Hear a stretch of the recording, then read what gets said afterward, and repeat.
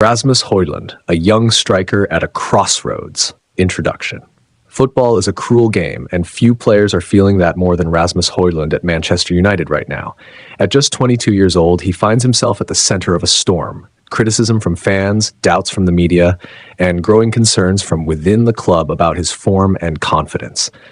His goal drought now stands at 17 games, and with every match, the pressure intensifies. Some argue that he isn't receiving enough service, while others claim he's marking himself out of games.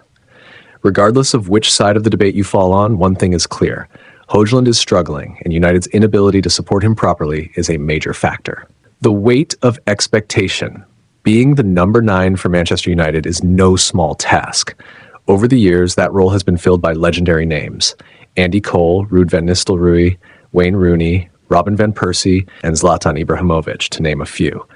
Even in recent seasons when United weren't at their best, they had experienced strikers like Edinson Cavani and Cristiano Ronaldo to shoulder the burden.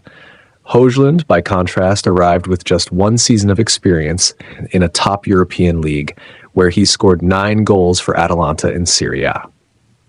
Asking him to lead the line for one of the biggest clubs in the world, especially in a team that struggles to create chances, was always going to be a challenge. The statistics paint a bleak picture. In the Premier League since the start of 2025, Hojlund has managed just 5 shots across 6 starts. To put that into context, Mohamed Salah has had 101 shots this season, Erling Haaland 97, and even United's own center-back, Lisandro Martinez, has had more attempts on goal. A striker needs chances to thrive, and while some argue that Hojlund isn't making the right runs, it's also fair to question whether United's system is failing him. A crisis of confidence. Confidence is everything for a striker. When Hojlund arrived, he was full of energy, showing flashes of brilliance.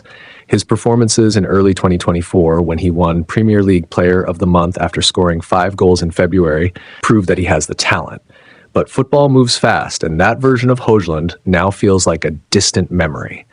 He looks like a player overthinking every movement, playing with hesitation rather than instinct. Part of this comes down to the lack of alternatives. Ruben Amorim has no other real number 9 to rotate with, meaning Hojlund is forced to play through his struggles rather than being taken out of the firing line. In past seasons, young strikers at United had experienced forwards to learn from. Hojlund doesn't have that luxury. When things aren't going well, there's nobody to ease the burden. That can be mentally draining, especially for a 22-year-old playing in one of the most intense football environments in the world. Hash the bigger picture. Is Hojlund the problem or the system? Criticism of Hojlund often focuses on his aerial duels and positioning. His tendency to back into defenders and lose physical battles has been highlighted as a major weakness, with his aerial duel win percentage 21.25% ranking among the lowest for strikers in the league. But is this purely a Hojlund issue, or is it part of a larger tactical failure? Amorim himself has admitted that Hojlund's struggles are not just down to him.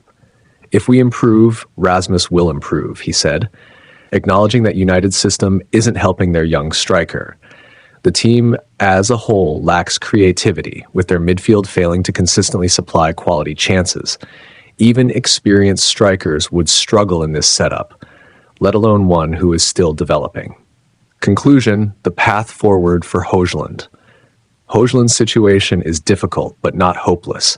He has shown that he can score goals at this level, and his work ethic remains strong. What he needs most right now is support, both from his teammates and from the club's recruitment strategy. Signing an experienced striker in the summer to share the burden would help tremendously, giving Hojlund time to develop rather than being thrown into the deep end every week. Football is full of redemption stories, and there's no reason why Hojlund can't turn things around. Watching back his best performances, regaining his confidence, and playing with more instinct rather than hesitation will be key. He's far from a lost cause, but United must do more to help him succeed.